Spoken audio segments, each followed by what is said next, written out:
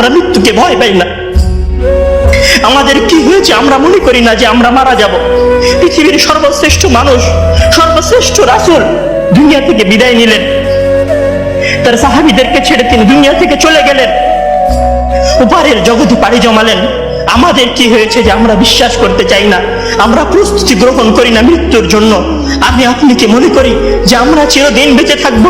আমি আপনি কি মনে করি যে আমার গ্যারান্টি রয়েছে আমি সালাত আদায় করে আমার রুমে ফিরে যাব? বিশ্বাস করুন, অবশ্যই আমাকে আপনাকে একদিন মৃত্যুবরণ করতে হবে, আমাকে আপনাকে একদিন এই দুনিয়া ছেড়ে চলে যেতে হবে। সুতরাং মৃত্যুর জন্য প্রস্তুতি গ্রহণ করুন, সুতরাং মৃত্যুর জন্য প্রস্তুতি গ্রহণ করুন।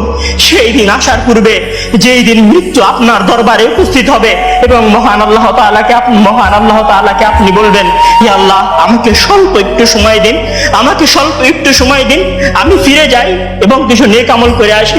তখন মহান আল্লাহ তাআলা বলবেন, কোনো সুযোগ নেই, এটা তো তার মুখের কথা মাত্র, সে ফিরে গেলে আবারও আমল করবে না, সে ফিরে গেলে আবারও আমল করবে না। সম্মানিত ভাইরা, সেই দিন আসার পূর্বে প্রস্তুতি গ্রহণ করুন, সেই দিন আসার পূর্বে প্রস্তুতি গ্রহণ করুন।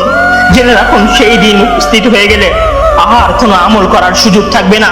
সেই দিন উপস্থিত হয়ে গেলে কবরে নাজাত পাওয়ার জন্য আর কোনো কিছু করার সুযোগ থাকবে না।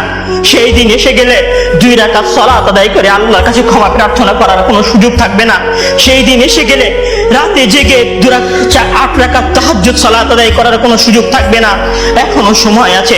মহান আল্লাহ তাআলার দরবারে নিজেকে সঁপে দিয়ে তার কাছে ক্ষমা প্রার্থনা করুন।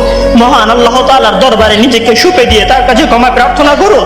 মানুষের সাথে কোনো ভুল থাকলে সে ভুলের ক্ষমা চেয়ে নিন। মহান আল্লাহ তাআলার সীমা লঙ্ঘন করে থাকলে মহান আল্লাহ তাআলার কাছে ক্ষমা চেয়ে নিন। মৃত্যুর জন্য প্রস্তুত হন।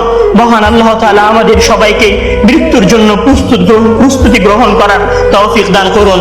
আমিন।